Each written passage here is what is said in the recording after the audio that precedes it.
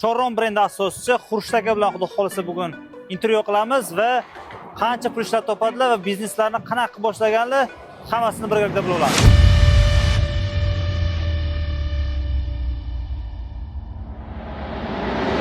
Kvadrat metrli ishxonamiz. Oldingi birinchi ishxonamiz uyimizning ichiga bir mehmonxonadek kattaroq joy bor edi. O'yinga 5 xonaga boshladik.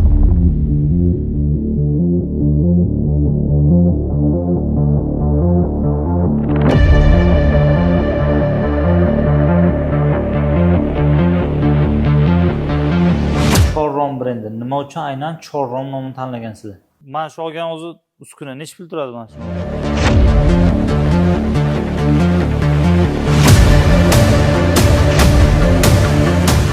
O'sha vaqtda xodimlar ketib qolgan.